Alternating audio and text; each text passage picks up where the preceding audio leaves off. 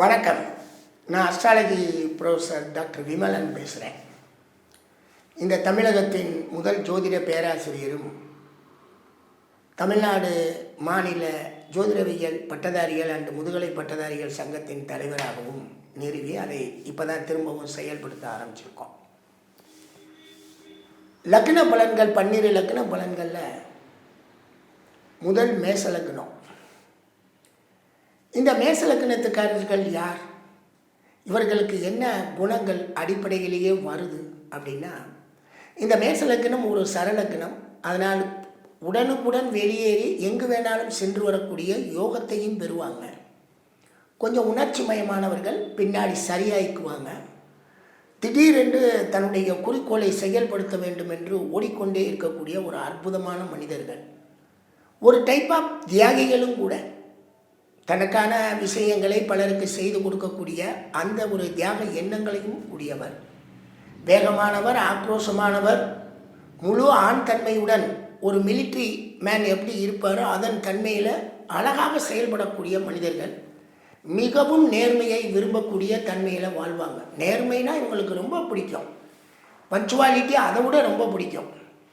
இப்படி இருக்கக்கூடிய இந்த மேசலக்கணக்காரத்துக்கு செவ்வாய் தான் அதிபதியாக வர்றதுனால அந்த மேச லக்கணத்துக்கு அவர் தான் லக்னம். உயிரை ஆன்மாவை உற்பத்தி பண்ணக்கூடிய கோள். அதே சமயத்தில் அவர் அட்டமாதிபதியாகவும் இருப்பார். 8 இருக்கிறதுனால என்ன நன்மை அவருக்கு? அவர் தான் உங்களுக்கு ஆயுளையும் கொடுக்கணும், அவர் தான் உங்களுக்கு ஆயுள் கண்டங்களையும் கொடுக்கணும். 2 தன்மையும் அந்த மேச லக்னத்துக்கு அவர் கொண்டு வர்றார்.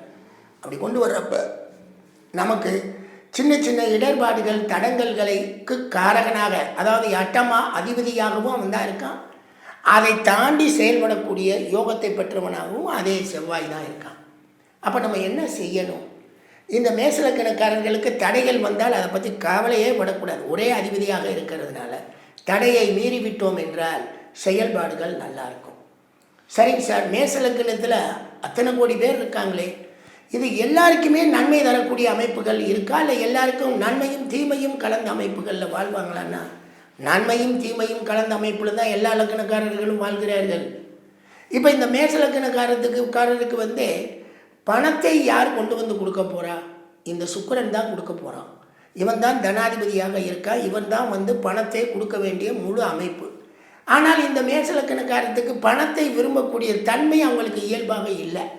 ஏன்னா தியாக எண்ணங்கள் படைத்தவங்களாக இருக்கிறப்போ அவங்க கொஞ்சம் யோசிக்கிறாங்க. பணம் வரட்டும், நம்ம கடமையை செய்வோம், நம்ம முதல்ல பணிகளை செய்வோம்னு அந்த பணிகளில் முதன்மையாக தன்னை செயல்படுத்தி ஈடுபடுத்துகிறாங்க. சரி, பணம் தான் அந்த சுக்கிரன் வழியாக தான். யார் பணம் கொடுத்தாலும் சுக்கிரன் வழியாக தான் பணம் வரணும். அந்த பணத்தை கொடுக்க லாபாதிபதியாக சனி இருந்தாலும் பணத்தை கொடுப்பதற்கு பணம் எந்த வழியாக வந்து சேரணும்? சுக்கிரன் வழியாக தான் வந்து சேரணும். அவன் தான் கேட்டவே திறக்கணும். நீ லாபாதிபதியாக இருந்தாலும் செல்வத்தை என் மூலமாக தான் நீங்கள் இந்த மேச லக்னக்காரனுக்கு கொடுக்கணும். அது அவங்களுக்கு கிடைச்ச ஒரு மிகப்பெரிய நன்மை. ஆனால் மேச லக்னத்துக்கு தனாதிபதியாக ரிஷபம் வந்தாலுமே கன்னி லக்னத்துக்கு தனாதிபதியாக துலாம் வரும். அங்கே வேற இங்கே வேற, 2க்கும் பலன்கள் வேற. சரி, இவர் பணம் கொடுக்குறார். தைரியத்தையும் வீரியத்தையும் செயல்பாட்டையும் புதனால தான் வரும்.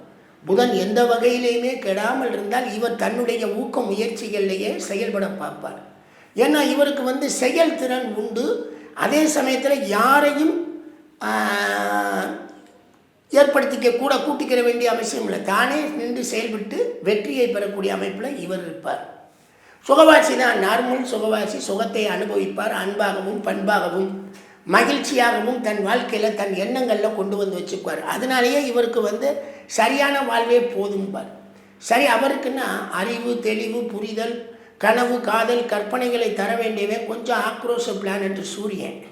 அதனால என்ன வரும் அப்படின்னு கேட்டிங்கன்னா, கொஞ்சம் வேகமாக உடனுக்குடன் முடிவு தெரியணும். உடனுக்குடன் நீ வர்றியா, பார்க்குறியா, உடனே சொல்கிறியா இல்லையா, அந்த மாதிரி எல்லாம் வாழ்க்கை. நல்ல குழந்தைகள், பேர் சொல்லக்கூடிய அமைப்புகளெல்லாம் அது செயல்படுத்தி கொடுப்பாங்க.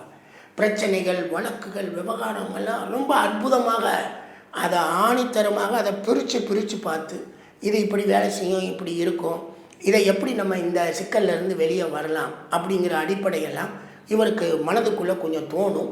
ஆனால் என்ன பண்ணுவார்னா, வேகமான ஆளுங்கிறதுனால கொஞ்சம் உடனே பதிலை எதிர்பார்ப்பார். அதுதான் அந்த பிரச்சனைனா அது உடனே முடிஞ்சிடணும். அது எப்படி முடியும்? அது இவருக்கு தகுந்த மாதிரி முடியணும்னு சொல்லிட்டு போய்கிட்டு அதை ஒரு மண்டைக்குள்ளே எக்ஸ்பிரஷனாக வச்சுருப்பார். நல்ல மனைவியை விரும்புவார், அழகாக இருக்கணும்னு நினைப்பார், மனைவியுடன் கூடி குழாவணும் என்ற அந்த பேஸ்டான் லஸ்ட் இவருக்கு ரொம்ப பிடிக்கும். சின்ன சங்கடங்கள் தான் திரும்ப அதை ஏற்றுக்கொண்டு மாற்றிக்கொண்டு வாழக்கூடிய யோகம். எப்போதுமே டிசிப்ளின் தான். நம்ம எதிர்பார்த்ததை காட்டிலும் இவர் டிசிப்ளினாக வாழ்கிறதுனால இவருக்கு அதிர்ஷ்டங்கள் அதிகமாக வரும். அந்த அதிர்ஷ்டங்கள் மூலமாக தன் வாழ்க்கையை, அதிர்ஷ்டம்னா செல்வ அதிர்ஷ்டம் அல்ல, தான் நினைத்ததை நிறைவேற்றிக் கொள்ளக்கூடிய முழு அதிர்ஷ்டத்தையும் இவர் பெறார். அதே மாதிரி வர்க்ககாலிக் வேலை பார்த்துக்கிட்டே இருப்பார். தான் நினைத்ததை நிறைவேற்றுவதிலும் உடனுக்குடன் முடிவு வராட்டினாலும் அதை கொஞ்சம் நிறைவேற்றுறதுக்கு உண்டான அடிப்படையில் கொஞ்சம் தன்னை போல அப்படியே போய் திரும்புவார்.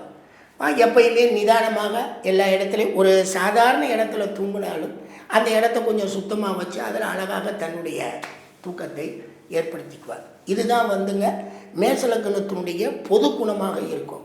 இவங்களுக்கு கெட்டதை தரணும் அப்படிங்கிறது, அதாவது பிரச்சனைகளை தருவதற்கு புதன் தயாராக இருப்பான். ஆனால் அதே கஷ்டங்கள்லேருந்து நிவர்த்தி பண்ணுறதுக்கு லக்னாதிபதியே போதும். மற்றபடி செலவுகள்லாம் பார்த்து தான் செலவு பண்ணுவாங்க. ரொம்ப பெருசாலாம் எல்லாத்தையும் தூக்கி வச்சுக்கிட்டு தேட மாட்டாங்க. வந்தால் வருது, வராட்டி போகுது, முடிவுகள் இருக்குது அப்படின்ட்டு தன்னுடைய முடிவுகளை முடிச்சுட்டு போக பார்ப்பாங்க. இது இவங்களுடைய இயல்பு. பட் எப்போவுமே நல்லா சொல்கிறீங்க, அது ஆண் லக்னம் நெருப்பு லக்னமாக இருக்கனால உணர்ச்சி மயமானவர்களும் கொதிப்பானவர்களும் மூமெண்ட்லேயே இருக்கக்கூடிய அமைப்பையும் பெற்றவர்களாக இருப்பாங்க.